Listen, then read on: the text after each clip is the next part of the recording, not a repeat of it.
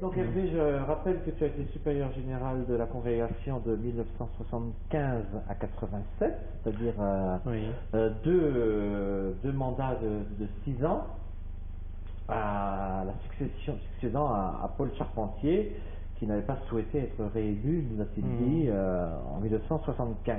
Oui.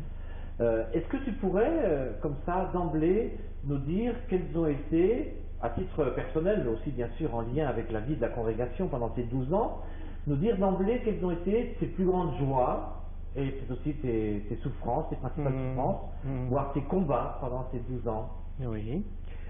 Les joies, parce que la joie la plus grande, c'est difficile de répondre, je ne saurais pas la répondre. Mais des joies, oui. Et quand je réfléchis un peu, évidemment, c'est pas celle qui éclate, qui vient en première ligne. La plus grande joie, peut-être une des plus grandes, c'est d'avoir pu, par cette mission de 12 ans, connaître à peu près toute la congrégation, c'est-à-dire des visages, des hommes, plus tard aussi par les rapprochements de l'Assomption féminine, beaucoup de familles féminines et des femmes. Donc ces visages, ces lieux, ces églises, ces maisons, et quand, hélas, l'un ou l'autre d'entre eux meurt, tout de suite me revient à l'esprit ce que j'ai pu connaître d'eux, une parole, une porte, en positif ou en négatif d'ailleurs. Hein. Et chaque soir, quand nous faisons la prière et que nous prions pour ceux qui sont morts tel jour, pour la moitié d'entre eux, j'ai des souvenirs personnels. Quoi, hein. Et ça, c'est important et ça compte beaucoup dans ma vie. Ça. Donc c'est une des joies, c'est cette connaissance des hommes, oui. Des saints parmi eux, il y a des saints, d'autres que j'ai connus blessés, d'autres que j'ai vus partir, il y a d'autres que j'ai aidé à remonter, il y a beaucoup d'événements qui sont liés à des hommes, quoi, hein. C'est ça qui est peut-être le plus important. Et quand je repense à ces 12 années, je pense aussi que je n'ai sans doute pas été à la hauteur de la tâche pour les aider à conduire leur chemin jusqu'au bout. Je ne suis pas masochiste, je ne pense pas tout le temps à ça, mais cette responsabilité-là, de temps en temps, elle me revient. Quoi. Ça fait partie des souffrances aussi que tu gardes oui, cette période? Bah, il y a des grandes souffrances de ce côté-là aussi, oui. J'en parlerai tout à l'heure peut-être, oui. Une autre joie, pour moi, et ça a été un enrichissement extraordinaire pendant ces 2 années, c'est de connaître l'Église, quoi. Comme un bon Français, pour moi, l'Église de France, c'était la meilleure, la plus belle, nombriliste comme nous étions, hein. Et moi, breton, né dans une église bretonne très familiale, je connaissais, l'Église de France. Et à 50 ans, j'ai commencé à connaître l'Église d'Amérique du Sud, l'Église des pauvres. Ça a été une découverte pour moi, ces choses-là. Lota, Bogota, Mexico, Buenos Aires. Je suis revenu un peu renversé par la connaissance de cette église. Et là, j'ai vu que nous étions une petite partie de l'église, nous, quoi. Après, l'Afrique pour moi, c'était une merveilleuse découverte. Une église jeune, féconde, comme une jeune femme, quoi, hein, pleine de vitalité, surtout dans notre pays du Zaïre, de Butembo-Beni. C'est un souvenir inoubliable, moi, hein, ces choses-là. Après, l'église souffrante, quand je suis allé en Bulgarie, en Roumanie, et passé 3 semaines, 1 mois avec Moran, cette découverte de l'église souffrance, l'église des prisonniers, j'ai des souvenirs qui ne sont plus partis. Une rencontre personnelle avec Belinde, avec Bernard Steff, fantastique. L'église de Rome, avec ce qu'elle est, avec sa richesse aussi, vraiment, ça a été une belle découverte. Bon, donc ça, c'est une grande joie, cette découverte de l'Église, cette connaissance de l'Église. Bon, c'est personnel, ça, hein. Autant de choses que tu as reçues, en quelque sorte. J'ai reçu ça, oui. Et bon, et d'une manière ou d'une autre, je le redonnais aussi à travers mes voyages. la plus grande joie que j'ai connue, peut-être la plus grande, et en même temps, je pourrais dire un peu que c'est celle de l'Assomption, c'est d'avoir vécu le centenaire de la mort du Père d'Alzon. L'Assomption, quand je l'ai reçue un peu dans les bras, en 1975, donc elle venait de vivre après le Concile, et toute la tourmente après Concile, en même temps un éblouissement de tout ce qu'on a reçu du Concile, vraiment. C'était merveilleux. Et tout ce qui nous paraissait quelque chose de grand est devenu petit. Et c'est ainsi que, par exemple, que le Père d'Alzon, tout à coup, est devenu un petit enfant auquel on ne pensait plus, parce que le Concile nous avait rempli les yeux, les oreilles, le cœur et tout. Et c'est devenu secondaire, et on l'a laissé tomber comme beaucoup d'autres choses d'ailleurs. Donc l'Assomption, en 1975, était dans cet état-là, oui, ayant beaucoup reçu du Concile, ayant souffert aussi des conséquences du Concile, les frères qui sont partis, tout ça. Par rapport au Père d'Alzon, on y reviendra évidemment, sur le centenaire. Oui. Mais d'ores et déjà, au point où on en est, est-ce qu'il n'y a pas un peu un paradoxe dans ce constat que tu fais, à savoir que 10 ans après le Concile, quand tu es entré en charge, 15 ans après le Concile, quand on a fêté le centenaire de la mort du Père d'Alzon, est-ce qu'il n'y avait pas, un paradoxe, alors que Vatican II avait renvoyé chaque congrégation à l'intuition qui avait présidé à sa fondation, à son charisme fondateur? Est-ce qu'il n'y avait pas un paradoxe? Peut-être qu'il fallait ces 10 ou 15 ans pour que l'Assomption se réapproprie la figure de son père, hein? Le Concile avait bien envoyé chaque congrégation, et nous-mêmes en 69, nous nous sommes attablés pendant 2 mois pour refaire la première version de la règle de vie. Mais ça n'a pas été un contact personnel, c'était plutôt un contact par texte officiel. Je pense que les choses se sont déclenchées plus tard, sans doute à cause du temps, à cause d'une évolution, d'un besoin, mais aussi tout simplement parce qu'en 75, quand le chapitre s'est tenu et a donné, et c'était un peu la première fois que ces choses-là se passaient, le chapitre général donnait au Conseil général des objectifs précis. Et le premier objectif qu'il nous a donné à nous, c'était de fêter, célébrer le centenaire du Père d'Alzon. Et ça nous est tombé comme ça, comme une douche froide sur la tête. Moi-même, mes frères du Conseil, nous sommes partis à Rome, et nous sommes arrivés dans cette maison en disant « il faudra s'y mettre ». Et ça a été un début inattendu, froid. Nous n'aimions pas ce genre de travail. J'avais avec moi un frère qui est mort maintenant, mais qui est un bon frère, François Péjac. Pour lui, Père d'Alzon, et moi-même, je vais le dire, mes écrits spirituels, ils étaient sous la poussière, un peu dans ma chambre. Et je me souviens un soir, j'étais à Rome à ce moment-là depuis 2 mois, dans ma chambre, j'avais un fauteuil au coin là-bas, et en face, mon prédécesseur, le Père Charpentier, avait laissé le portrait du Père d'Alzon, et je faisais une espèce de méditation un soir comme ça, et je le regardais, et je me disais, qui suis-je pour être là, quoi, Et peu à peu,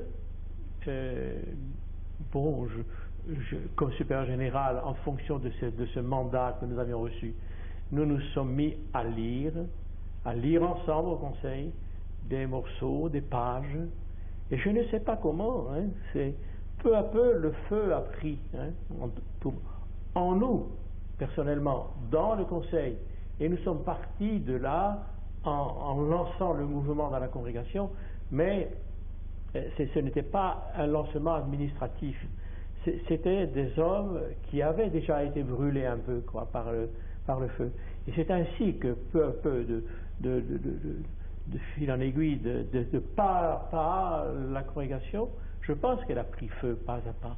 Et toutes les provinces et toutes les communautés ont fait quelque chose, soit par écrit, soit par des rassemblements, soit par des fêtes, soit par des lectures. On peut dire, si vous voulez, on peut dire que l'Assomption a retrouvé son père, quoi. On y reviendra tout à l'heure, Oui, hein, oui. ça me paraît très Mais important. pour moi, c'est important, c'est une fête pour l'Ascension, c'est un grand événement, parce que de cet événement-là sont sorties beaucoup d'autres choses. La règle de vie, par exemple, qui avait été déjà faite, première version en 69, relue rapidement en 75, et retravaillée dans la congrégation à la lumière du Père Nazon. Si bien qu'en 81, quand on a fait la version définitive, nous avons redonné chair. La couleur du Père Nazon et la chair du Père Nazon est revenue un peu partout dans les textes, quoi. On n'a pas changé beaucoup de choses, mais on a donné cette couleur azonienne, ces petits mots caractéristiques qui faisaient qu'on était d'une famille, quoi. Bon, et qui donne à cette règle de vie sa chaleur et sa vitalité, quoi. C'est pas un texte froid. On s'y reconnaît, c'est nous, ça, quoi. Donc ça, c'est un premier fruit. De ce fruit-là, évidemment, est venu aussi l'évocation et la formation et le renouveau des communautés. Hein. Donc finalement, cette règle de vie est un fruit permanent qui dure encore maintenant, quoi, et qui fait que j'entends des frères, par exemple, nous étions en réunion de communauté dimanche dernier, et un frère disait, je la relis sans fatigue. Je ne suis pas ennuyé, je ne la trouve pas rasoir. Elle garde sa vitalité, quoi. Hein. Si bien que le fruit de ce centenaire, c'est de dire, oui, on reviendra peut-être plus tard, mais cette règle de vie est un bon chemin pour un homme qui cherche Dieu, quoi. C'est un bon chemin, il nous donne l'essentiel et on trouve du sens. Et c'est une joie pour toi d'avoir présidé à ce... Ah oui, ça c'est une joie. Je sens que c'est une grâce parce que moi-même j'ai commencé comme une pierre cette affaire-là, quoi. C'est fantastique. En 1980, ça a été alors une grande joie qui est plus ponctuelle apparemment, mais qui est un événement dans la congrégation. C'est en 1980, il y a 20 ans, que j'ai eu la joie d'ouvrir le noviciat du Zaïre, au Congo. C'était un événement pour le Zaïre lui-même et pour la congrégation. Pour le Zaïre, il était là 45 religieux blancs, à peu près. 45 à ce moment-là, en 80 encore. 1, 2, 3 peut-être pensaient qu'il était temps d'accueillir des novices. Il y avait des jeunes qui venaient et qui demandaient. Disons qu'ils n'étaient pas chauds. Et c'était un des étonnements de ceux qui visitaient là, de voir que ces hommes qui ont été des grands missionnaires, parmi eux des très grands missionnaires, qui ont baptisé des milliers, des centaines de milliers, hein, depuis qu'ils sont là, depuis 1930 finalement. Ils ont fait des fils de Dieu, des filles de Dieu. Hein. Bon, des bonnes sœurs, on en faisait tant qu'on veut. Mais des frères, accepter des frères parmi eux, c'est là qu'il était froid. Il dit, c'est pas possible. Ce n'est pas possible.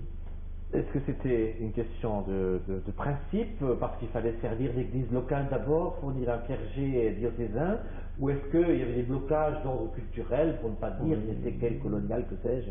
Je pense que c'était des blocages un peu d'ordre culturel, parce que les séminaires diocésains étaient pleins, il y avait déjà un évêque zaïrois, hein. Mais il me semble que c'était ce réflexe, ces jeunes, les accepter dans ma maison comme frères, partager avec eux tous les jours la table, le menu, la caisse et tout ça. Je pense que c'était tout naturellement, c'était quelque chose de difficile à accepter. Et ça a été long, pénible. Et les premières réunions que j'ai faites avec eux, il y avait d'un côté les noirs et de côté les blancs. Hein. C'était pénible à voir. Mais, bon, ces choses, donc, disons, c'est normal et c'est humain. Maintenant, quand nous voyons 20 ans après, seulement, 20 ans après, provincial africain, un assistant africain, combien, je ne sais pas combien, ils sont 120, 130 zaïrois. C'est un événement extraordinaire. D'autant plus que l'ensemble de la congrégation a participé à ça. Et dans tous les chapitres, on a demandé de l'aide des hommes, des finances et tout ça, et ça a été finalement une création de toute la congrégation. Ça, c'est une des grandes joies, certainement, de ma vie. Madagascar n'est pas venu de mon temps, est venu plus tard. Ouais. Et il reste au Zaïre trois blancs, 3 Européens assomptionnistes. Oui, 3 ou 4 ils sont maintenant. Oui. Tu parles aussi des souffrances. Oui. Bon, encore une grande joie que j'ai connue dans mon temps, c'est le rassemblement de la famille assomptionniste. Hein. Évidemment, nous étions déjà très amis avec les oblates, un peu moins déjà avec les petites sœurs, et un peu les orantes aussi. Mais les religieuses de l'Assomption étaient en nous avec une relation polie, hein, disons quoi. Hein. Ça date de vieux problèmes historiques aussi. Et j'ai vécu personnellement, en 1975, 3 mois avant le chapitre général où j'ai été élu, j'ai participé à la béatification de Marie-Eugénie de Jésus. J'ai cru que c'était mon devoir comme supérieur de la rue François Ier d'aller à cette béatification, étant donné la relation qu'avait la fondatrice avec la rue François Ier. Elle venait souvent là pour rencontrer le père Picard ou le père Dazon. Hein. Donc je suis allé comme ça, assez froid, parce que moi qui étais là depuis donc 7 ans, je n'avais jamais été à Auteuil pendant 7 ans. Hein. Auteuil, c'est la maison mère des religieuses de l'Assomption. À la maison mère des religieuses de l'Assomption. Donc 3 mois après, chapitre général, je suis élu supérieur général, et comme ça, naturellement, je ne sais pas comment, ma première visite officielle que j'ai faite quand je suis rentré à Paris après le retour des Essarts, où avait lieu le chapitre, je suis allé rendre visite au Conseil général des religieuses de l'Assomption, où j'ai rencontré la sœur Hélène Marie, qui est morte il y a quelques semaines. Et je me souviens très bien de l'accueil, de la fraternité et de ce qu'elle m'a dit. Elle m'a dit ceci: nous avons décidé, depuis notre mandat, depuis 5 ans, elle était là, de faire non pas un conseil général, mais une communauté généraliste, de vivre la vie communautaire avant d'aller la prédiquer partout. Et cette parole, elle m'est restée là, comme ça, et je suis parti à Rome avec cette idée-là. Nous voudrons être aussi une communauté généraliste. Et la première décision que nous avons prise, c'est ça. Hein. Ça a été une volonté ferme, et peut-être que ça nous a gênés quelquefois dans les déplacements, mais nous avons voulu, et ça c'était notre idée, de ne pas parler de quelque chose que nous ne vivions pas bien, quoi. Étant donné, donc en 1975, c'était un moment où l'Assomption découvrait beaucoup mieux, c'était un peu écrit déjà dans la règle de 69, mais l'Assomption avait découvert en 1975 que la valeur de la communauté assomptionniste, de la communauté dans la vie assomptionniste, c'est-à-dire c'est la communauté qui donne le mandat à chacun. Ce n'est pas une base arrière où on vient se reposer quand on a été fatigué dehors. Elle est évangélisatrice par elle-même. Ce sont des expressions qui sont nées en 1975, hein, et qui ont été intégrées naturellement dans la règle de vie de 81. Quoi. Donc, je ne me souviens plus maintenant qu'est-ce que je voulais dire de ça. Oui, la parole de sœur Hélène m'a touché beaucoup et a touché toute notre vie de 12 années de mandat à Rome. C'était dans le cadre de... Et alors c'est à partir là, du fait de nos relations, petit à petit, quand on a vu que nous avions au sommet des relations d'amitié et de fraternité, peu à peu, à la base, on a imité ce qui se passait en haut. Et on les a encouragés, on les a poussés à le faire. Quoi, hein. Mais on sentait dans beaucoup de communautés un refus, peur de s'engager dans cette route-là. Quoi, hein. Mais ça a été, moi, ça a été comme une révolution aussi, quand je vois maintenant tout ce que les jeunes vivent ensemble, et comme des frères et des sœurs. Quoi, hein. On peut dire qu'il y a eu... carrément un changement de système où jusque-là on connaissait l'existence des congrégations féminines de l'Assomption, mais c'était plutôt exceptionnel qu'on connaisse... Auparavant, disons que pour les religieux de l'Assomption, par exemple, nous avions des relations officielles pour des fêtes, des choses comme ça. Tandis que maintenant, c'est une vie quotidienne, des invitations tout à fait normales. Nous avons le sentiment d'être de la même famille, et nous-mêmes, assomptionnistes hommes, combien de médisances, pour ne pas dire de calomnies, nous avons commises à leur égard, hein, et peut-être réciproquement d'ailleurs. Hein. Et que maintenant, nous vivons ça à l'état de fraternité, c'est autre chose. Et pour les jeunes, c'est spontanément qu'ils font des activités ensemble. Les jeunes, eux, nous, quand nous sommes rentrés au noviciat, moi, je suis rentré chez les Augustins de l'Assomption. Eux, ils rentrent dans la famille de l'Assomption. Il y a une révolution dans cet aspect des choses. Pour eux, c'est tout à fait normal de parler à 5 familles. Quoi, hein. Est-ce que tu penses que le fait que ce se soit produit pendant cette période-là où tu as été en charge de la congrégation, ça tient à l'air du temps un petit peu, ou c'est la volonté de personne? On sait que tu as eu des relations personnellement fortes avec Sœur Hélène, Mère Hélène, puis avec Mère Thérèse. Enfin, il y avait une vraie fraternité, une vraie amitié. Il y a toujours. Oui, je pense qu'au point de départ, il y a eu cette grande amitié personnelle, oui. Je pense qu'il y a pour quelque chose. Quoi. De l'amitié spirituelle, sur le modèle un peu de celle qui unissait le Père d'Alzon et Mère Marie-Eugénie. Oui, elle nous a inspirés. Elle nous a inspirés. Nous avons relu beaucoup de textes comme ça, sous cette lumière-là, oui. Et à ce titre-là, on pourrait dire que ce n'est pas tout à fait par hasard que sa béatification est intervenue juste quelques mois avant son élection, peut-être que ça a été un... Oui, je ne sais pas. Je dis souvent que après la béatification de Marie-Eugénie de Jésus, le miracle qui pourrait lui servir pour être canonisé, ce serait d'avoir rassemblé dans une même famille les 5 Assomptions. Quoi. Ça, pour moi, c'est un miracle qui s'est produit en l'espace de 10 ans. Quoi, hein. Et ça, je pense qu'elle y est pour quelque chose, et le Père d'Alzon aussi. Hein. On pourrait le mettre sur le dos du Père d'Alzon, autant que celui de Marie-Eugénie de Jésus. Oui. Voilà les... Bon, on peut revenir sur peut-être d'autres, oui. Oui. Au registre des souffrances, oui, tu avais commencé par évoquer tout à l'heure. Oui, la plus grande, aux limites. Oui, je voudrais dire maintenant mes souffrances, et qui ont été aussi les souffrances de la congrégation. Là, c'est la plus grande souffrance que j'ai ressentie quand j'ai terminé les 12 années. Ça a été de terminer mon 2e mandat sans avoir fait une seule fondation assomptionniste à l'extérieur de nos pays où nous étions déjà. Quoi. Pour moi, ça a été dur à avaler, dur à accepter ça. Je sais bien que en 87, j'ai été ce visionnaire dont parlent les Actes des Apôtres qui disait un Macédonien est apparu à Paul pour lui dire viens chez nous, viens nous servir, nous t'attendons. Et au chapitre général de 87, j'avais cette idée-là qu'il fallait répondre à des appels que nous venions de recevoir depuis 1 an du Kenya, des religieuses de l'Assomption, et aussi de Corée, des Oblats de l'Assomption.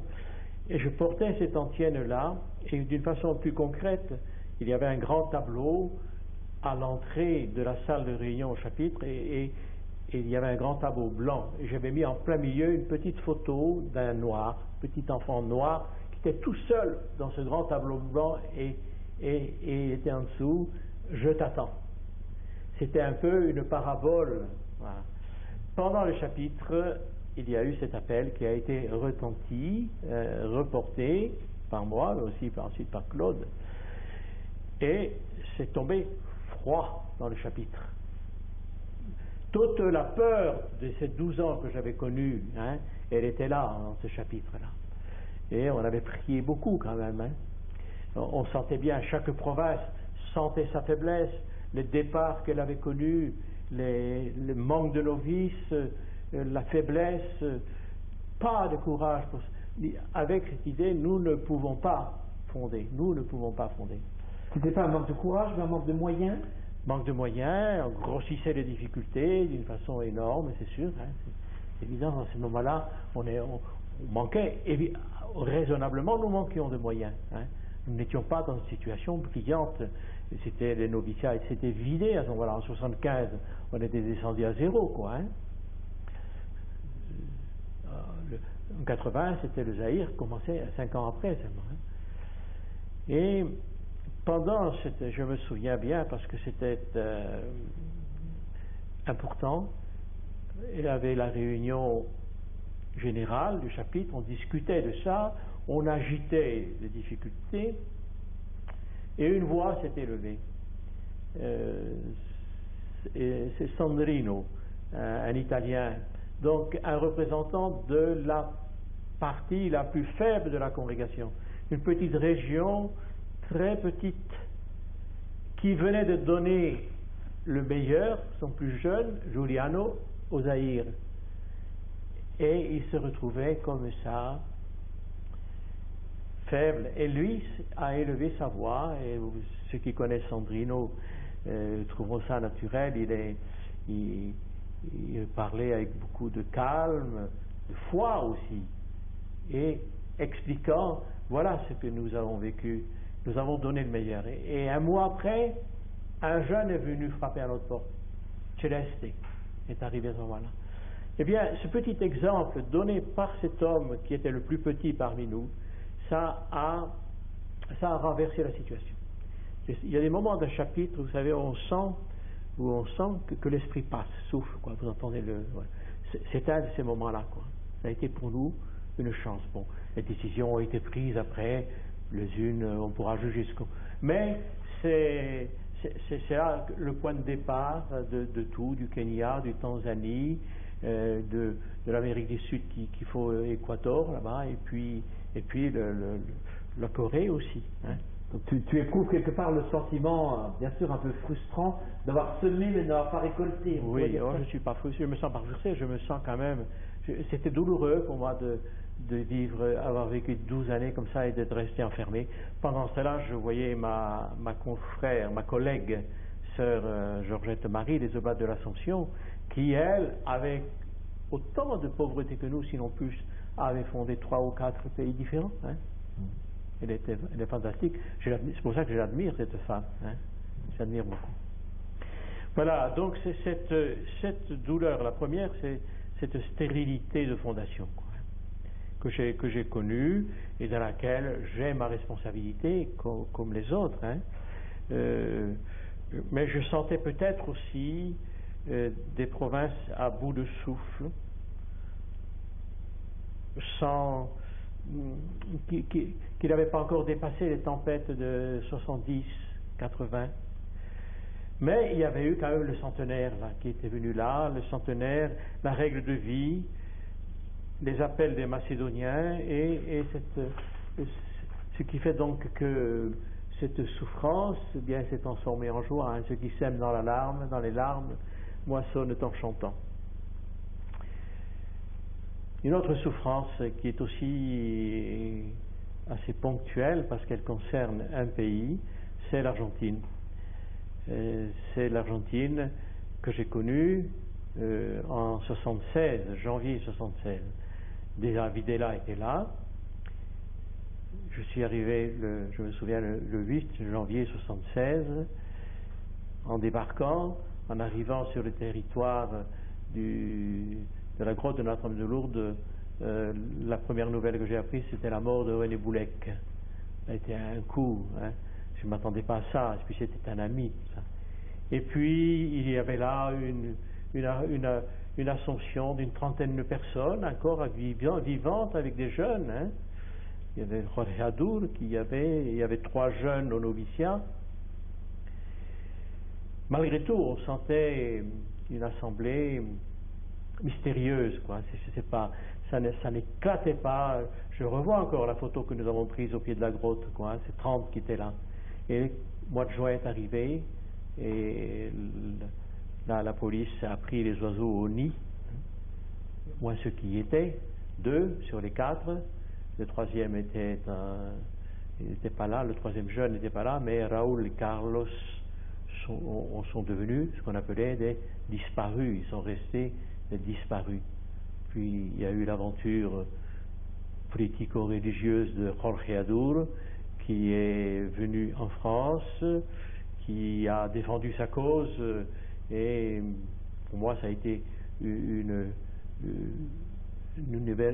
événement très douloureux, parce que moi je me sentais solidaire non seulement de Raoul et de Carlos, mais aussi de la communauté qui était blessée par ce qu'il avait fait. Il faut préciser à cet endroit-là quel a été un peu le rôle supposé de Jorge et ce qui est advenu de lui au plan. C'est son rôle politico-religieux.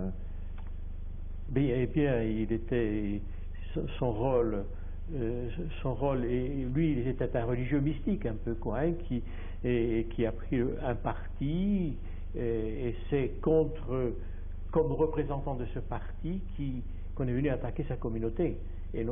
Alors que ses frères qui étaient là n'y étaient eux pour rien, quoi, hein. Mais c'est lui qu'on voulait attaquer, et qu'ils ont eu au bout du compte, quoi, hein. Il était engagé publiquement au sein des Montoneros. Hein. Oui, il était engagé. Il était engagé chez les Montoneros publiquement. Je pense qu'il avait même une place officielle, quoi, hein. Enfin, c'est douloureux parce que à partir de là, départ, disparition, toute la sève jeune disparaissait aussi. Les morts sont arrivés les uns après les autres, et il y a eu des départs, et on a vu une communauté assez importante qui avait de l'avenir, autant que celle du Chili à côté, réduite peu à peu à rien du tout, quoi. C'est-à-dire que les hommes avaient perdu leur sang, quoi. Ça a été une douleur terrible. Je pense que maintenant le Chili a repris courage et veut redonner quand même son aide, et ils sont un peu repartis dans le sens. Pardon, oui. D'accord. Tu as le droit de boire, hein, Hervé, profite de la pause. Pardon? Oui, pour prolonger juste un moment sur l'Argentine, là, il faut que tu dises, tu racontes ta rencontre là avec l'officier. Mais il y a aussi une question que je voulais te poser, sans remuer le couteau dans la plaie, évidemment. Hein, je ne mesure pas ce que tu as pu souffrir en tant que responsable de la congrégation. Moi, j'entrais dans la congrégation à ce moment-là, et je sentais parmi certains religieux ou dans certaines communautés françaises une espèce d'amertume ou de reproche à l'égard de Rome, pas toi personnellement, mais le gouvernement de la congrégation, de n'avoir pas fait assez pour défendre la cause de Jorge, ou de faire ce qu'il fallait pour le rechercher une fois qu'il avait disparu, etc. Est-ce que tu as senti toi aussi cette réaction? Comment tu as vécu ça? Je l'ai vécu assez douloureusement, parce que dans un sens, je comprenais bien que mes frères français, surtout ceux qui étaient engagés dans la militance de l'Action catholique ouvrière, étaient évidemment pour lui, hein. Et moi, je comprenais ça. Mais dans le même temps, moi, je me sentais solidaire de mes frères qui étaient là-bas et qui ne dormaient pas la nuit parce qu'ils étaient menacés sans arrêt. Donc, je pensais surtout à eux, hein. Et quand ce religieux est venu me voir à Rome pour défendre sa cause, et je me souviens très bien ce soir où je l'ai reçu longuement, et où il ne pouvait pas entendre ce que je lui disais, où j'ai été traité de partisan de Videla, moi-même. Eh bien, il est évident que je ne pouvais pas supporter ça. C'était une grande souffrance, et je ne pouvais pas donner raison à mes frères de France parce qu'ils ne voyaient pas la situation, ils ne la comprenaient pas. Ils voyaient simplement vue à travers des visées françaises et pas des visées sud-américaines telles que visaient là-bas les frères, hein. Donc sentiment d'une injustice, là. C'était une injustice. En tout cas, c'était plus compliqué que ça ne paraissait. C'était trop facile de dire que le bien était là et le mal était là-bas, hein. Non. C'était trop facile de dire que là-bas ils étaient lâches et qu'ils étaient collaborateurs, etc. Hein. Il y a eu, on le sait bien dans l'histoire, qu'une partie de l'Église a participé. Enfin, l'ensemble de l'Assomption n'était pas militante de ce côté-là. Hein. Oui. Je voulais parler. Attends, je vais peut-être fermer la porte parce que Bernard l'avait mal. Ça tourne là ? C'est bon. Donc ces événements se sont passés en 76, ma première visite en janvier, la prise des frères en juin 76, je pense qu'en 77 ou 78, je suis retourné en Amérique du Sud pour les visites et j'avais fait des démarches auprès des frères. Il y en avait un parmi eux qui semblait connaître et qui m'avait aidé à voir un de ces responsables du gouvernement ou de la police. Et je me souviens évidemment très très bien de ma visite, mon entrevue dans le bureau de cet officier de la marine et qui se moquait de moi. Il se moquait de moi, oui. Il était là, il se levait, il s'asseyait, et moi je m'obstinais à lui demander des renseignements, savoir qu'est-ce qu'il était devenu, cet homme, ses frères et tout ça. Et lui, il dit, comment voulez-vous que je sache, nous ne sommes pas responsables de ça, puis, voilà, comment il s'appelle alors, il écrivait sur un bout de papier, sur la table, il écrivait au crayon le nom de ceux qui avaient disparu. Manifestement, il n'attendait qu'une chose, c'était de se débarrasser de moi. Quoi. Bon, ça n'a eu aucun effet, je n'ai eu aucun résultat de cette affaire-là. Et chaque fois que j'y allais, je traînais cette blessure avec moi, comme la blessure des frères, quoi, qui s'en sont jamais relevés de ça. Quoi. Oui. Voilà, c'est un cas de situation où on est dépassé par les événements qui sont... Au début de notre entretien, tu évoquais aussi, mais juste comme ça en passant, parce que ce n'était pas encore le moment, l'érosion les départs, les gens qui quittaient, etc. Oui. Et bon, quand tu es arrivé, c'était le creux de la vague. Je pense que tu étais atteint, mais il n'empêche que l'état d'esprit n'était pas forcément très optimiste sur la relève. Comment tu as vécu ça? Fait partie aussi des souffrances, pour que tu as assisté un petit peu à la reprise. La plus grande souffrance, la souffrance, j'ai parlé de l'Argentine. Bon, mais là, une souffrance plus générale, évidemment, c'était celle-là, justement, cette espèce de désespérance froide, simple. J'ai deux souvenirs précis. Par exemple, je suis allé à Lyon,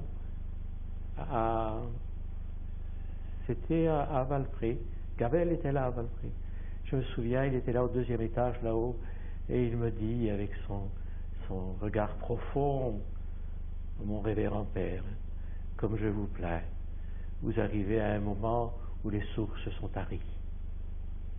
Alors quand tu es jeune supérieur général depuis 2 mois et que tu entends un vieux père te dire ça, ça te refroidit terriblement. Un autre petit événement, j'allais à l'orgue, il y avait là un père que j'avais eu comme prof de philo, Père Hérald, oui. Et lui, c'était un homme intelligent et il avait fait des calculs. Il avait calculé le nombre de morts qu'il y avait eu à l'Assomption depuis le début. Donc il a pris le petit livret et il dit, ça y est, le nombre des morts de l'Assomption du ciel est plus nombreuse que l'Assomption de la terre. Et elle le sera toujours. Voilà. C'est ça qu'il disait. Bon, ça aussi, ce sont des petits faits significatifs d'un état d'esprit donc, qui était, disons, général après le concile et en cette année 75, parce que ça, ces 2 événements se passaient en 75 quand même. Est-ce que tu permets que je t'interrompe à ce point-là? Parce que la phrase de Gabel que tu cites et que je ne connaissais pas, j'ai vécu 10 ans avec lui, mais après cet épisode évidemment, cette phrase de Gabel résonne étrangement en moi, parce que j'ai le souvenir précis. Donc tu répéteras ce que je dis là, si tu le reprends à ton compte. Ça me renvoie très précisément à la session que tu as voulu aux Essarts, session internationale sur la pastorale vocationnelle, et à laquelle j'avais participé personnellement, et où j'ai le souvenir d'un texte un peu comment dire, texte programme, en tout cas texte prière, autant que programme pour toi en tant que responsable de la congrégation, où tu parlais de la source justement, Oui. où tu parlais de creuser la source. J'ai fait un poème, oui. Oui. Est-ce que, je ne sais pas si tu pensais à Gabel en écrivant ce texte, mais pour moi ça résonne étrangement. Je ne sais plus en quelle année c'était sur les dessins. Mais j'aimerais que tu rebondisses là-dessus si tu veux bien. Oui.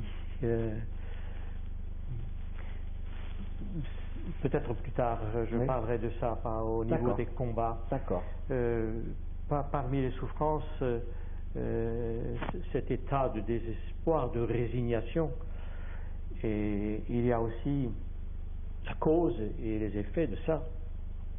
Ça a été la période quand même qui a continué. Je pense que Paul Charpentier en a connu beaucoup plus que moi encore. Le départ de certains religieux qui n'ont pas retrouvé le chemin de leur vocation à travers cette tempête que nous avons, enfin que moi j'ai connue, parce que ce dont je parle là, c'est une expérience personnelle. Je suis rentré à la vie religieuse en 44. J'étais prêtre en 50. J'ai donc vécu cette Assomption d'avant le Concile pendant 10 ans, 15 ans. Hein, et j'ai connu aussi la tempête dont le Concile n'était pas la cause, mais la tempête au niveau de la foi, au niveau de l'expression de la vie religieuse, au niveau des traditions. Donc moi, comme les autres, j'ai rejeté par la fenêtre un tas de choses. Et l'expérience que ces frères ont connue avant de partir, je l'ai expérimentée moi-même. Je peux peut-être dire simplement que si la grâce que j'ai eue, moi personnellement, c'est si j'ai jeté beaucoup de choses par la fenêtre de mes traditions, il y avait, je le sentais comme ça et je l'ai relu comme ça longtemps, ce qui m'est resté, c'est la pierre fondamentale de la foi au Christ. Je dis quelquefois à la limite, il ne me restait plus que ça. Et le travail de la conversion a consisté à rebâtir à partir de là. Et beaucoup de choses que j'avais rejetées, je les ai rattrapées et en leur donnant une vie nouvelle. Voilà. Bon, je pense que j'ai reçu ça comme une grâce, que les frères qui sont partis, ils n'ont pas eu le temps, ou je ne sais pas, d'autres, ils n'ont pas eu la chance que moi j'ai eu, mais je les comprends. Je les comprends parce qu'ils avaient été formés pour une vie religieuse et tout ce qui leur servait de béquille tombait et ils n'avaient plus rien. Il y avait cela, ça c'est une souffrance là de voir ça partir. Mais c'était peut-être une souffrance égale de voir ceux qui restaient mais qui n'affrontaient pas la conversion comme il faudrait la vivre et qui continuaient à vivre, à vivoter. Ça aussi c'est une souffrance. Donc il y a, c'est avec cela aussi que la congrégation avait à combattre pour essayer de réveiller et de réveiller la foi et redonner goût et à la prière et à la vie communautaire et à la vie apostolique. Ne pas survivre, ne pas sous-vivre, mais vivre, ça a été le combat. Pour prolonger ce que tu dis là, cette souffrance que tu exprimes, est-ce que tu serais d'accord pour dire quelque chose que moi j'ai pu percevoir quelquefois, exprimer ce malaise, cette souffrance par une différence de registre assez radicale entre ton discours et donc ton souci, ta hantise même comme supérieur général, sans porter de jugement sur tes prédécesseurs, évidemment, parce que l'époque avait changé aussi, et donc les personnes changent. Mais est-ce que tu serais d'accord pour dire que pour répondre aux défis du temps, dans l'Église et dans le monde, l'Assomption devait retrouver une vigueur spirituelle, se recentrer sur la foi nue, le Christ comme seule béquille, enfin quand même pas avec béquille, comme seule raison d'être, et renoncer à toutes les autres béquilles, alors que dans la congrégation, il restait encore un bon nombre de religieux, de communautés, de groupes, d'instances, qui avait pour référence essentielle des combats, des causes, des idéologies, etc. Et donc un peu le décalage entre un discours, un propos, un projet d'emblée spirituel qui aurait été le tien et qui se serait opposé de manière sans doute factice à des partisans, je sais pas moi, de l'incarnation ou de combat, mais qui auraient perdu leur référence, quoi. Est-ce que, enfin, je dis ça très maladroitement, hein, Oui, mais oui. comment tu réagirais à ça? Eh bien, je pense, devant cette situation-là, j'ai commencé, je me souviens bien, en 75, le chapitre général, nous avions tenté de faire un texte plutôt, disons, tourné vers la vie apostolique. Hein. C'est un beau texte qui n'a pas eu beaucoup de suite après, parce que c'est ce qui n'est pas règle de vie, ces textes d'animation. Mais enfin, le but était ça. Et moi-même, j'ai commencé donc en disant, si vous voulez, engageons-nous, quoi. Hein. J'ai commencé comme ça, 1 an, 2 ans, comme je pouvais,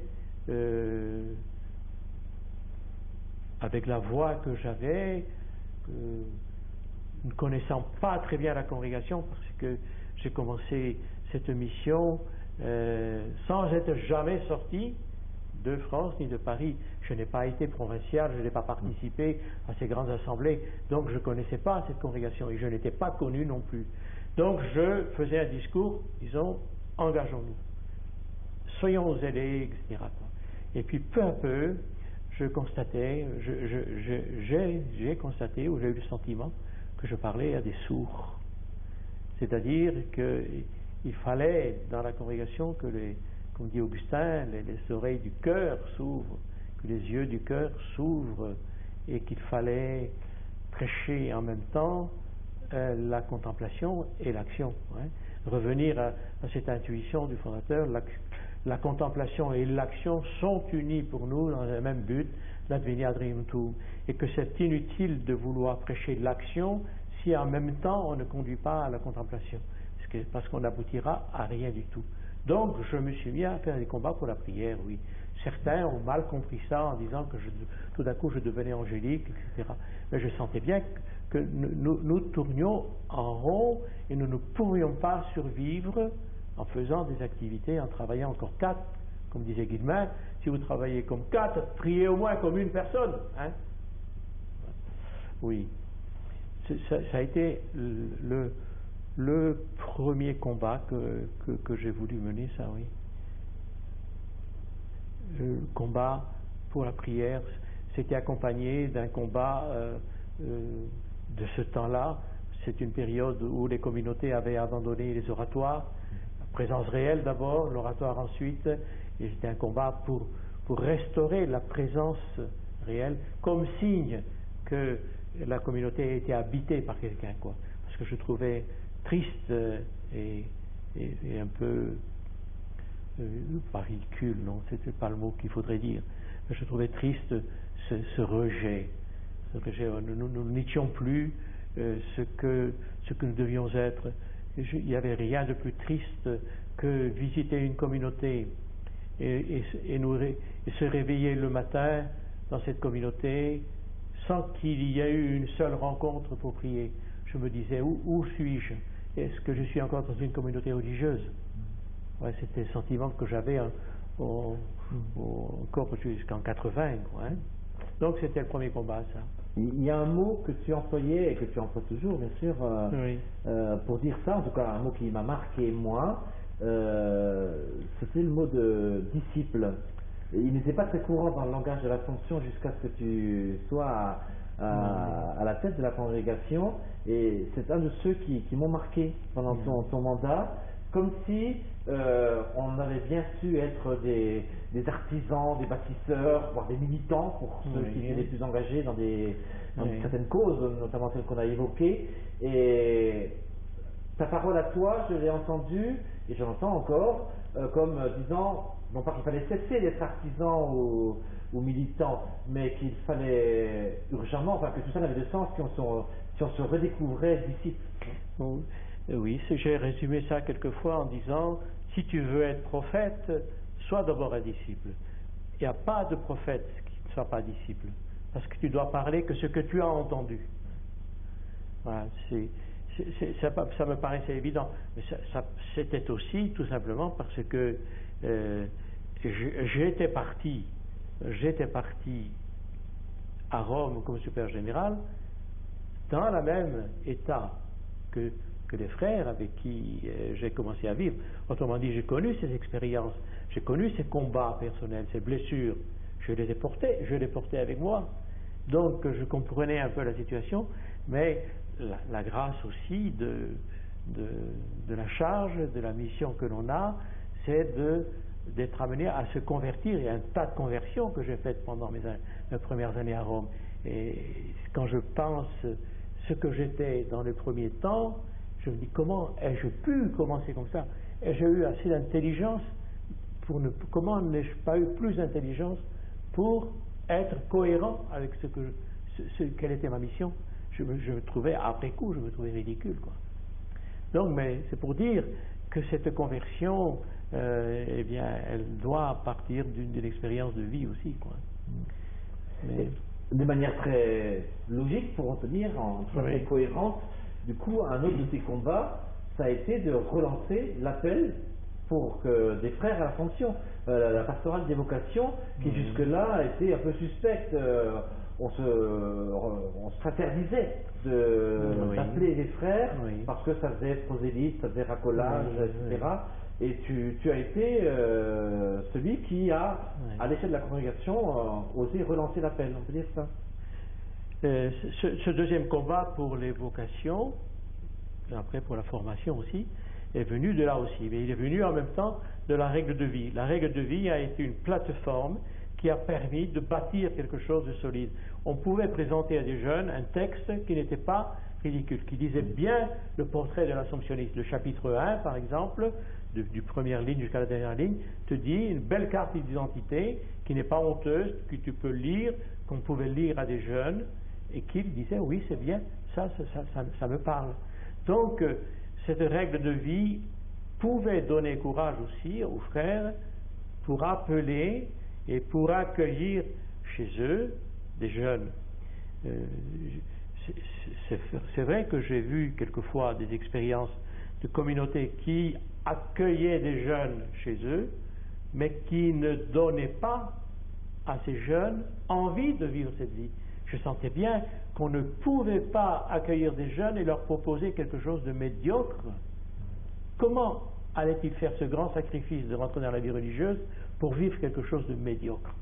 Au point de vue prière, au point de vue fraternité, au point de vue service des pauvres. Il fallait quelque chose de vrai et d'authentique. Donc il fallait comprendre ça et il fallait dire, si vous vivez ça, vous verrez bien ces jeunes accrochons, quoi. Donc ce combat pour les vocations, oui, mais comme tu dis, il y avait de tout. Je me souviens d'avoir fait une lettre en disant qu'il y a parmi nous combien de Sarah qui rient quand on leur dit qu'il faut affronter un. Voilà. Et puis on fait d'autres images. Et la source qu'il faut dégager. La source qu'il faut dégager, déblayer pour qu'elle jaillisse, quoi, hein. Donc, alors que partout on a dit tarie cette source. Oui, elle est tarie, oui. Si bien que quand je regardais un peu les chiffres, évidemment, les chiffres ne sont pas brillants, mais disons en 80, il y avait eu, dans les 6 ans, une quarantaine de jeunes qui ont fait première profession. Et en 87, de 80 à 87, il y en avait 85. Donc on a doublé le chiffre. C'est vrai aussi que les Aïrois sont rentrés dans la bataille, quoi, hein. Mais malgré tout, on a eu l'occasion de faire des expériences de communautés accueillantes qui avaient assez de sel pour recevoir. Mais ça a été, oui, ça a été un grand combat de foi et d'espérance finalement, ça. Pas difficile. Et là, le travail pour la formation, ça a été un autre combat. Je me souviens de ce maître des novices, qui s'appelle Maurice Laurent, qui envoie, enfin le provincial envoie à Rome demande pour que Maurice Laurent soit maître des novices. Et on disait, quel est son programme? Quel va être le programme? Alors il y avait une petite feuille avec quelques lignes vagues de programmation. C'était la seule chose qu'avait un maître des novices quand il prenait sa charge en 75. évidemment, c'était une charge impossible, quoi.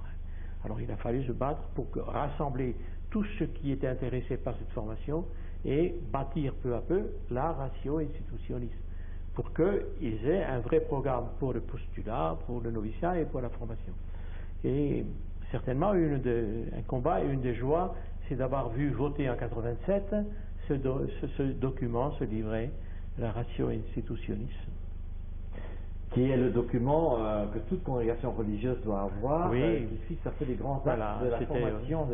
Oui, cette ratio institutionis était demandée à toutes les congrégations, mais l'expérience nous avait montré combien elle était importante et nécessaire. C'était fini ce temps où le maître des novices, quand il était nommé maître des novices, trouvait dans sa bibliothèque le guide du maître des novices qui datait du père Emmanuel Bailly à Livry, qui était corrigé en marge. Je les ai vus, ces documents à Rome, aux archives, très intéressants, corrigés ensuite par René de Lacoste, par exemple, ajoutés, mais on se passait de l'un à l'autre, mais la base était là-bas. Et évidemment, tout ça en 75, c'est passé à la poubelle, quoi. Donc c'était un travail important. Alors depuis, on a corrigé, a enrichi ce document de base, ratio institutionis. Voilà, un combat, oui. Donc j'ai abordé le combat pour le centenaire, le combat pour les vocations, pour la formation, et ce que je disais tout à l'heure de la prière, c'était que j'appelle le combat pour la cohérence de la vie assomptionniste, action et contemplation, quoi. Et il y a eu un autre combat qui a trouvé son expression dans la règle de vie au numéro 4. La communauté assomptionniste existe pour l'avènement du royaume. Donc c'est cette expression comme une flèche, une dimension. Mais alors, ensuite, au chapitre, mais nous avions beaucoup réfléchi à ça avant le chapitre de 81, il fallait, qu'est-ce que nous allons dire qui ne fasse pas honte au Père d'Alzon à son dynamisme, mais qui soit d'aujourd'hui, quoi. Et alors, nous avons pris une première phrase pour dire l'assomptionniste va faire l'esprit du fondateur, oui, nous pousse à faire les grandes causes de Dieu et de l'homme. Voilà. Donc l'esprit du fondateur nous pousse, voilà, le fondateur nous pousse à faire à nous approprier les grandes causes de Dieu et de l'homme. C'était une expression un peu nouvelle dans l'Assomption, apparemment, mais quand nous qui avions à Rome plus que les autres lu le Père d'Alzon, nous savions bien que ce vocabulaire des causes était son vocabulaire. L'Église est une cause, le royaume est la plus grande des causes, Dieu, la Trinité est une cause, etc. Donc c'était tout à fait son vocabulaire, et nous nous sommes trouvés que depuis, on voit que c'est un vocabulaire moderne, très moderne finalement. On parle souvent des grandes causes de ceci ou de cela. Donc les grandes causes de Dieu et de l'homme. Que la règle décline en disant à nous porter là où l'homme est menacé comme image de Dieu et où Dieu est menacé dans l'homme. L'image de Dieu. Donc on continuait avec cette paraphrase de Saint-Irénée. La gloire de Dieu, c'est un homme vivant, mais la vie de l'homme, c'est de voir Dieu. Cette partie de la règle de vie, elle est difficile à vivre, parce que la tentation, c'est de s'engager, et une fois qu'on est engagé, de faire un travail et de rester au niveau de son engagement et au niveau du travail. Or, le fondateur, et c'est ça l'esprit d'Assomption, nous pousse à prendre l'orbite du royaume, et non pas l'orbite d'un petit engagement, même un grand engagement, voilà. Je parle à un frère, s'il est journaliste, il me dit, je suis journaliste, bon, tu peux me dire ça, parce que c'est facile à expliquer, à comprendre, mais j'attends de toi, en profondeur, que tu sois beaucoup plus que ça. Et je pensais, je le disais ça, entrer à l'Assomption, c'est beaucoup plus que d'avoir un curé de paroisse en plus, ou un professeur en plus, c'est d'avoir un ouvrier du royaume en plus, c'est ça le but. Donc c'est arriver à faire sienne les grandes causes de Dieu et de l'homme. C'est-à-dire, quand on arrive quelque part, et j'avoue que quand j'ai été nommé au Zaïre et que je suis arrivé au Zaïre, ma première recherche était ça. Je cherchais, quelles sont ici les grandes causes de Dieu et de l'homme? Je me posais la question, quoi. Et je trouve que c'était une bonne entrée en matière, des bonnes questions pour faire des choix, quoi. Et ça, je dis que c'est essentiel et que c'est pas facile et que ça demande de la part de chacun et de la communauté et des supérieurs d'être celle. J'aimerais, sauf si tu as d'autres combats encore, qu'on reprenne un peu qu'on élargisse à nouveau un petit peu la problématique. Oui. C'est pas étroite là, hein, Oui. je trouve que c'est très fort ce que tu dis là, mais on n'a pas eu l'occasion encore de situer toutes ces convictions et ces actions à la tête de l'Assomption dans le cadre de la société de cette douzaine d'années et dans le cadre de l'Église de cette période. Et ça m'intéresserait que tu nous en parles un petit peu, parce que sur le plan économique, sur le plan du monde, c'est des années de crise économique, c'est peut-être pas sans rapport avec les hésitations dans l'Église et à l'Assomption. Sur le plan de la vie de l'Église, dans ton double mandat, il y a eu 3 papes. Hein, c'est pas banal non plus, tu as connu ça. Et je veux dire que la vie de l'Assomption a été marquée par les évolutions du monde et par ce qui a bougé dans l'Église. Comment est-ce que dès 75, quelle image tu avais du monde et de l'Église, et puis l'ensemble de la période, l'Assomption sur fond d'évolution de la société et de l'Église? Oui. Ouais. Comment l'Assomption était-elle perçue ou regardée par l'Église, par la société?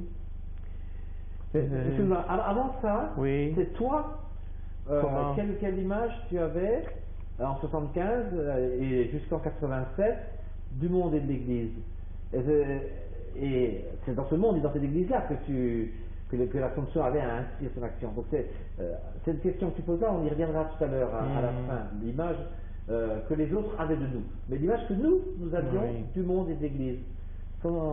J'aurais du mal à répondre à cette question-là. Maintenant, après 25 ans, je serais tenté d'avoir une réponse un peu raisonnable, disant j'étais le religieux assomptionniste qui travaillait à ce moment-là à Bayard Presse et qui avait sur l'Église, sur le monde, un peu ce qu'avait cette communauté à Bayard Presse avec la croix et je suis arrivé en 68, c'était Humani Generis. Voilà. Donc, Humanité. Humanité, oui, Humanité. Je n'ai pas. Et quand je suis entré en charge, j'étais tellement occupé, je dirais par mon enfant, en un sens, que je sentais le besoin de le soigner, si tu veux, pour qu'il soit capable de marcher. Étant responsable de Bayard Presse à la veille de devenir responsable de la congrégation, tu avais quand même un regard bien informé sur la vie du monde et de l'Église. Tu n'étais pas journaliste toi-même, mais tu vivais quotidiennement avec des journalistes, tu avais la responsabilité d'une maison de presse, et donc tu étais au carrefour d'un certain nombre d'analyses, d'informations, etc. Quel regard tu posais sur le monde et sur l'Église en 75? Je ne me souviens pas de ça spécialement. Je ne pourrais pas l'exprimer. Je pourrais inventer des choses, mais je n'avais pas fait de réflexion approfondie, ni même de bataille, quoi. Mon combat à ce moment-là, c'était de vivre dans cette maison et d'aider la communauté à faire face à cette évolution aussi, parce que c'était la période où cette maison était prise en charge de plus en plus par des laïcs. C'est pendant cette période-là que les premiers laïcs sont devenus directeurs délégués de la presse jeune. Et c'est à cette période-là que ma communauté a réagi contre cette mainmise des laïcs. Et ça, c'est un fait que j'avais été nommé dans cette maison-là parce que j'avais fait de l'action catholique avant et que je savais, j'avais été aumônier fédéral régional de JEC Et donc, l'Action catholique, pour moi, c'était une chose évidente. Et travailler avec des laïcs, c'était pour moi normal, évident. Et voir qu'ils prenaient de la place, pour moi, c'était normal. Je les voyais comme des laïcs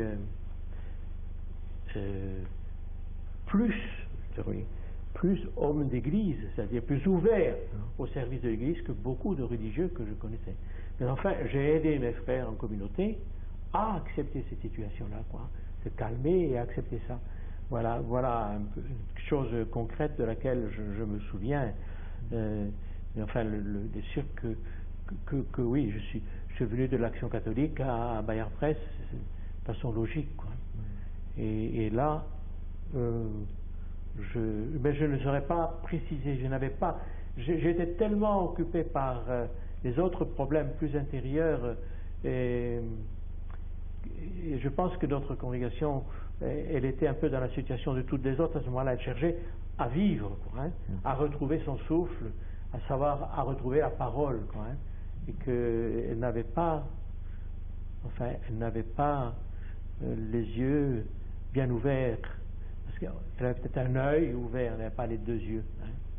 Est-ce que pour toi, le changement de pontificat en 78 a été très significatif d'une évolution dans l'Église, dans le rapport de l'Église au monde, et donc un appel pour l'Assomption entre Paul VI et Jean-Paul II?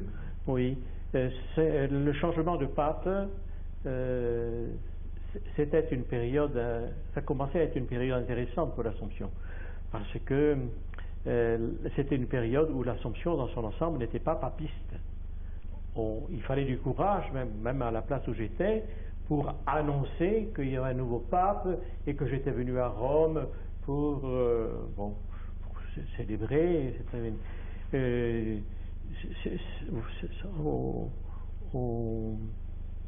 Et l'arrivée du nouveau pape, je ne le connaissais pas, je ne savais pas. Disons que moi, mon souci, disons-le simplement, mon souci à ce moment-là, c'était un peu dans le sens de ce renouveau spirituel, d'avoir aussi un renouveau ecclésial, n'être pas toujours trop négatif, arriver à parler de l'Église d'une façon assez chaleureuse, ne pas simplement voir toujours des choses négatives. C'était un peu ça mon souci, et le souci que j'avais, c'était d'aider la congrégation à vivre cette réalité de la vie chrétienne d'une façon plus normale. Le pape, je l'ai découvert après, je me souviens d'avoir comparé au Père d'Azon et d'avoir trouvé qu'il avait des qualités que le Père d'Azon avait. Oui. Donc c'était pour toi significatif aussi. Oui. Manière. Oui. Très bien, on va boire un coup.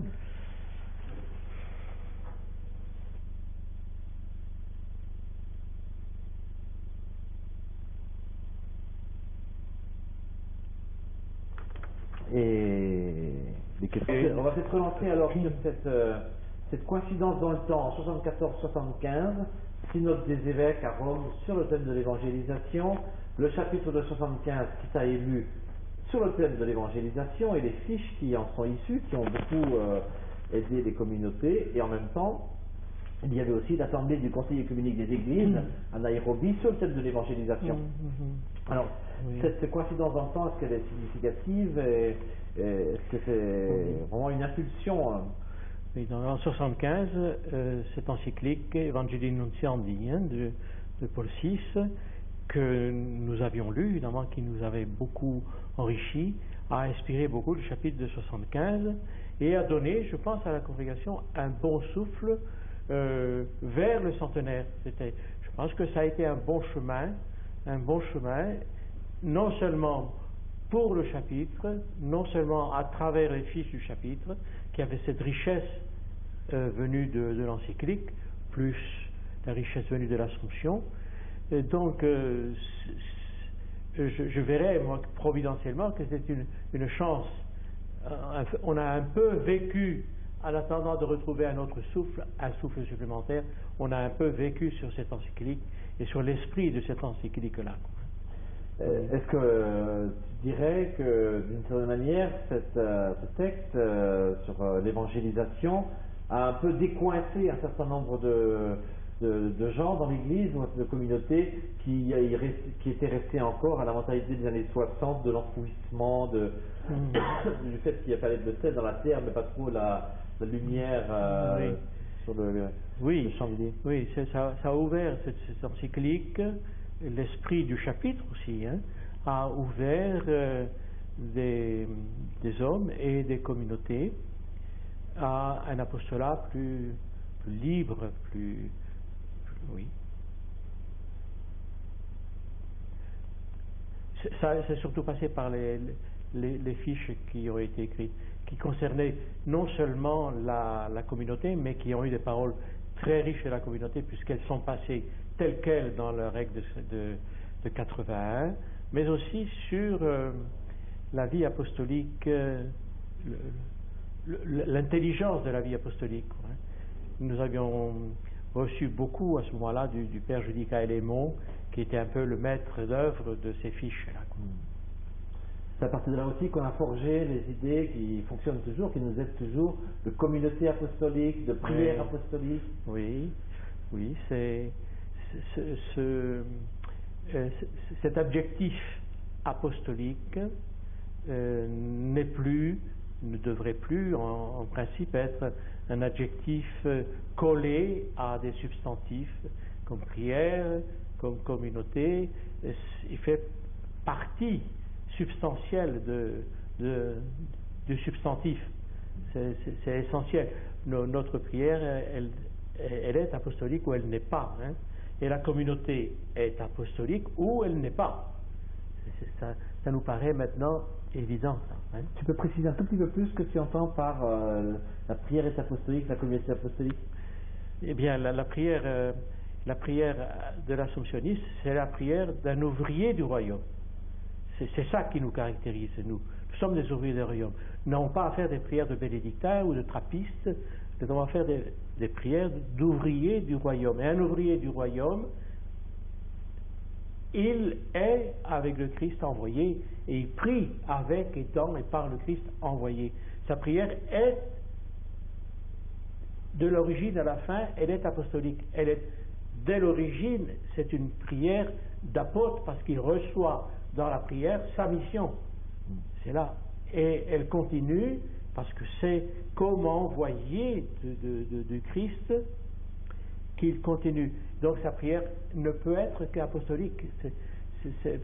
Nous, assomptionnistes, nous devrions sentir ça beaucoup plus que d'autres, quoi. De la même manière, pour la communauté, elle est faite d'apôtres, ou sinon c'est pas une communauté? Oui, elle est faite. Elle est faite, comme dit l'arc de vie, c'est clair. Elle existe pour l'avènement. Cette ligne-là, elle a été voulue dynamique comme une flèche qui est lancée, quoi. Elle existe pour. Il faudrait peut-être des traits d'union entre ces mots-là, quoi, pour dire la vérité. C'est pas par hasard qu'elle est là pour. Elle existe pour. Le Père Dazon, la première conception qu'il a eue de notre esprit, il a dit notre petite association, nous allons nous sanctifier en étant dans le règne. Donc ce n'était pas une juxtaposition, nous sanctifier et étant dans le règne, c'est nous sanctifier en étant par le royaume, par l'apostolat. Ça c'est son intuition du début, que l'on retrouve dans cette phrase, la communauté assomptionniste existe pour l'avènement du royaume de Dieu. Je trouve qu'on a toujours à se convertir à cette idée du royaume. On va finir sur 2 ou 3 aspects qui ont pu marquer son mandat, mais le premier que je voudrais évoquer, c'est l'unification de la province de France, qui s'est passée donc sous ton règne, si on peut dire. Oui. Et j'aimerais que tu me dises dans quelle mesure il s'agissait d'une décision à tes yeux essentiellement pragmatique, c'est-à-dire presque technique, ou est-ce que justement elle s'est aussi inspirée par ce qu'on vient de dire à l'instant, sur la vocation de l'Assomption, sur la raison d'être de notre congrégation qui nous poussait à prendre cette décision-là? Oui, l'organisation l'unification de la province de France a pris beaucoup de temps. Il y a eu des promoteurs, il y a eu des freins aussi. Parmi mes amis, j'avais des grands freins.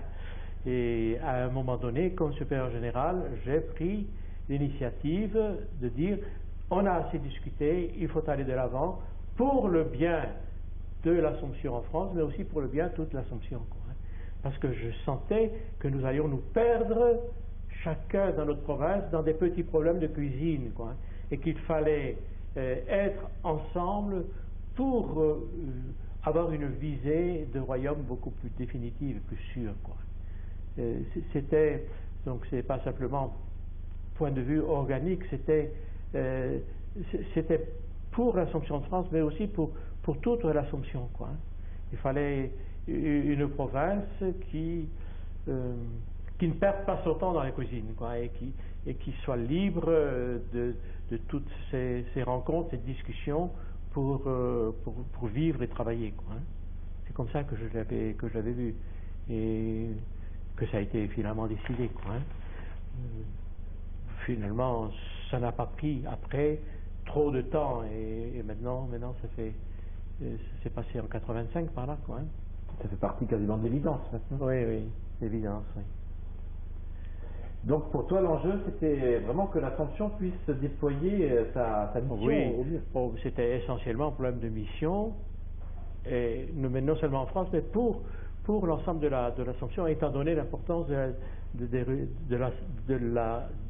la réalité française dans toute l'Assomption.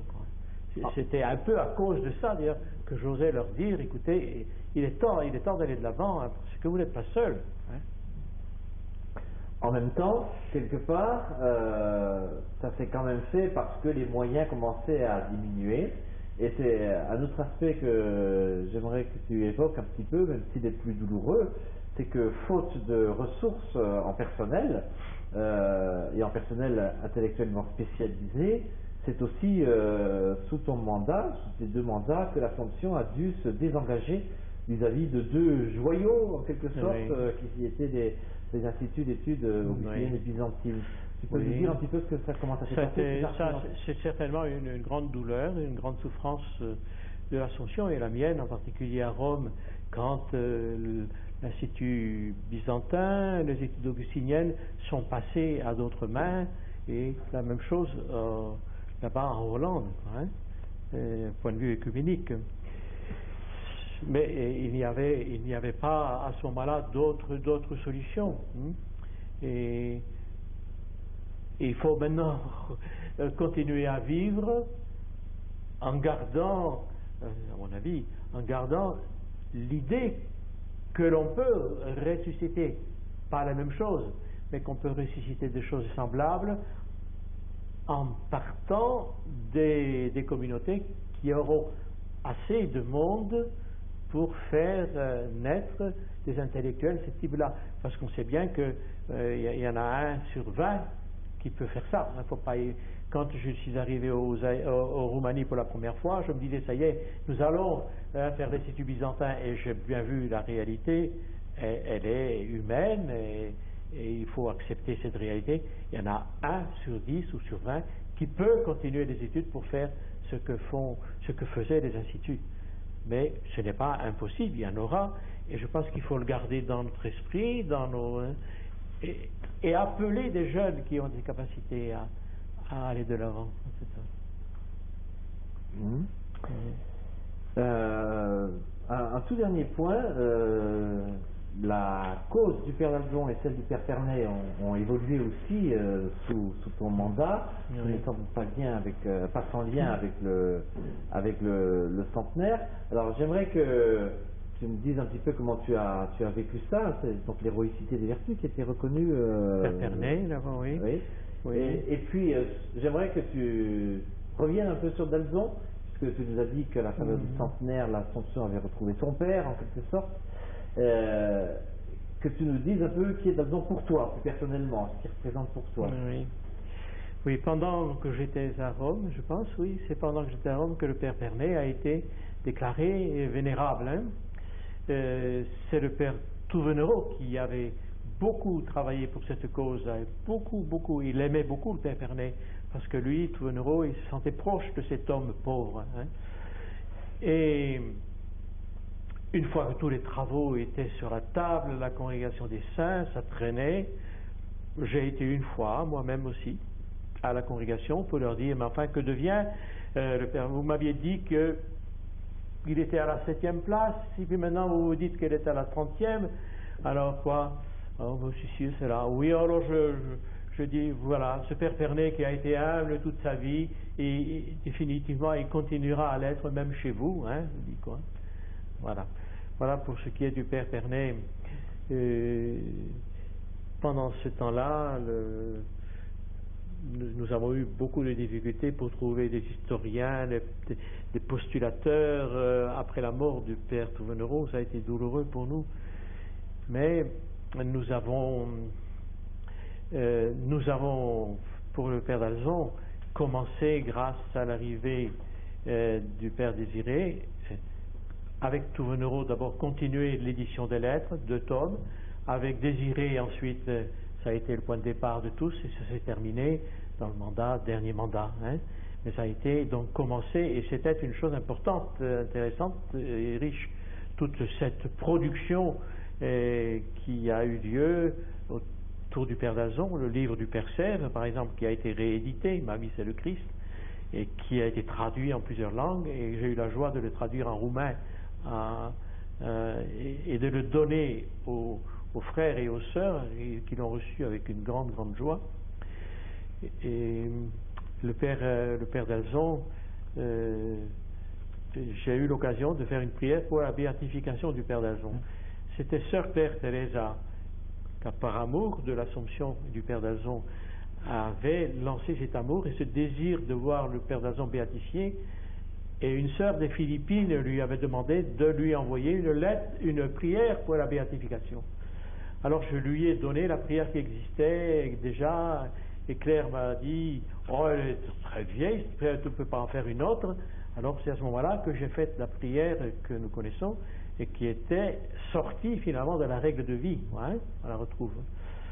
Donc c'est cette prière-là qu'on récite, enfin j'aimerais qu'on la récite quelquefois plus souvent dans nos communautés personnellement, hein, parce que le signe qu'on ne la récite pas, qu'on ne prie pas, c'est un signe qu'on devrait analyser, comprendre.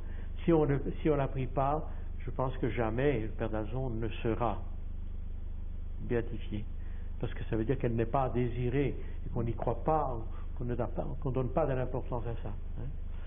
J'admire beaucoup plus les oblates de nos sœurs qui, elles, sans arrêt, tous les jours, elles disent ça. Et quand j'étais au dernier chapitre à Rome, à mon arrivée, je suis allé faire un tour à Saint-Pierre et je voyais, j'étais en face de Saint-Camille de la Lys, je ne sais plus lequel, et j'ai pensé à la cause du Père d'Alzon. Et là, il dit il faut que j'écrive aux oblates de l'Assomption de Roumanie, de prier pour cette sœur malade et de demander cette cause au Père d'Alzon. Je disais un peu méchamment, elles y croient, et nous, je sous-entendais, nous ne croyons pas. Enfin, au chapitre, on a pris la cause en main et tous ensemble, nous avons fait la neuvaine de prière au Père d'Alzon. Mais je pense que et le Père d'Alzon le mérite. Quand j'ai connu le Père d'Alzon il y a très très longtemps, on m'a présenté comme le grand Seigneur, comme un homme parfait, le plus grand théologien. Enfin, c'était la statue que j'ai reconnue au noviciat. On m'en a parlé comme ça encore. Et quand j'ai eu un peu l'esprit plus critique, que je cherchais dans les index des noms du Père d'Alzon ici ou là, je voyais qu'il n'était pas. Et je me suis mis à réfléchir quand même. Hein. Et j'ai fait l'expérience que font tous les enfants. Il faut qu'ils tuent le Père et qu'ils le retrouvent plus tard comme, non pas l'homme le plus fort, l'homme le plus grand, le plus intelligent, mais comme cet être unique qui s'appelle le Père. Bien, c'est cette expérience que personnellement j'ai fait, mais que j'ai fait sur le tard. Je l'ai faite à Rome, cette expérience-là.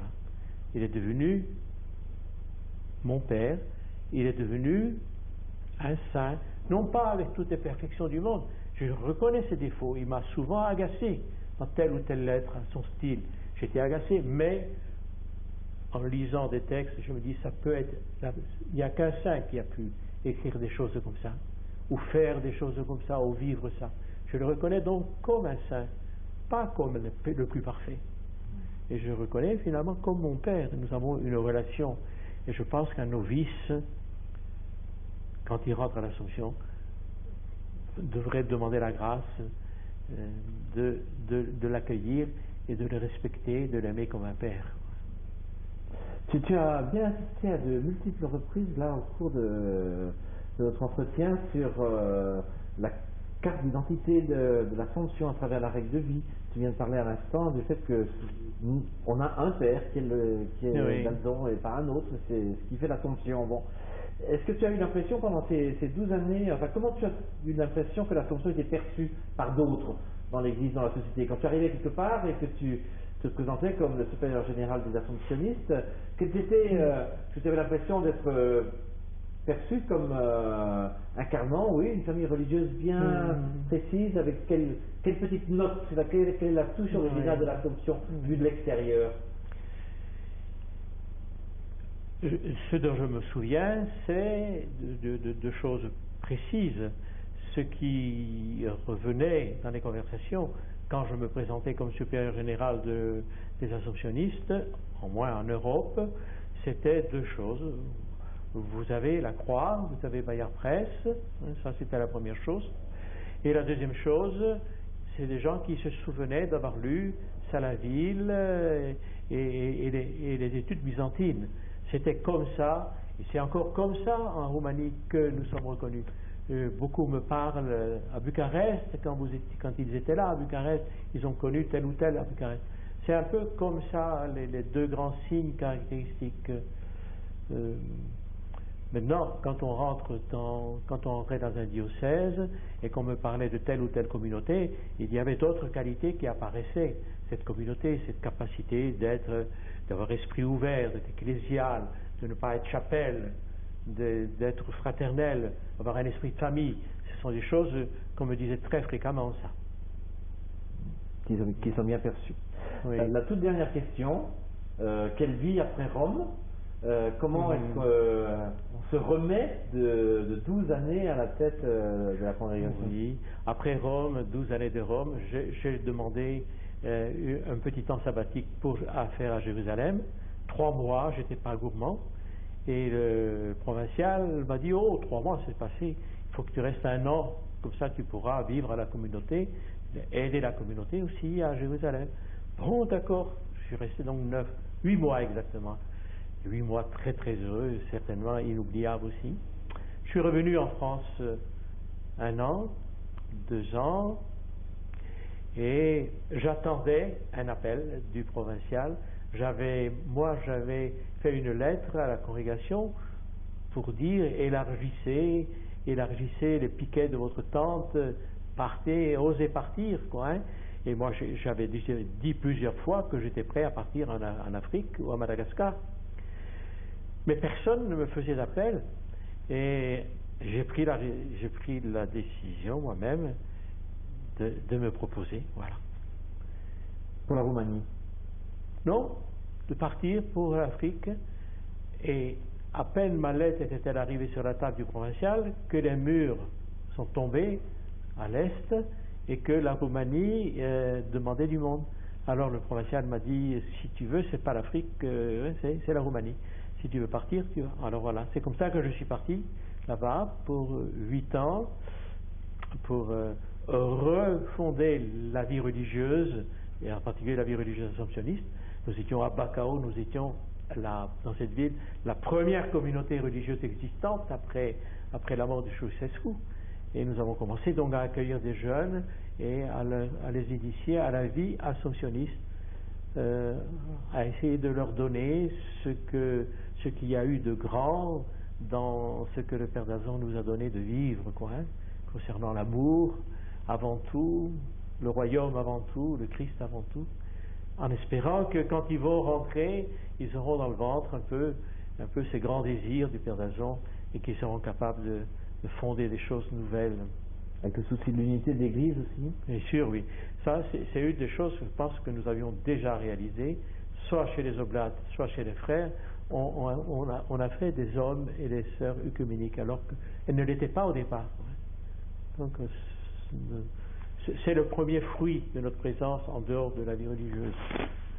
De retourner sur les bancs de l'école biblique, Oui. de l'école du noviciat, de l'école pour apprendre le roumain, découvrir un nouveau pays. Oui. Ça n'a pas été trop rude quand on a été pendant tout le temps comme ça à la tête de... Non, c'était dur quand on regardait les choses avant peut-être, ou après, mais quand on est sur place, c'est au jour le jour que les choses se vivent, se réalisent. Par exemple, aller à l'école.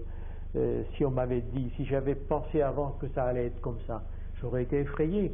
Mais là, on partait tous les matins, on marchait un quart d'heure, on s'asseyait sur un banc, on apprenait quelque chose et on recommençait le lendemain et on peinait à parler et c'était beaucoup plus long qu'on ne pensait, plus difficile qu'on l'avait imaginé.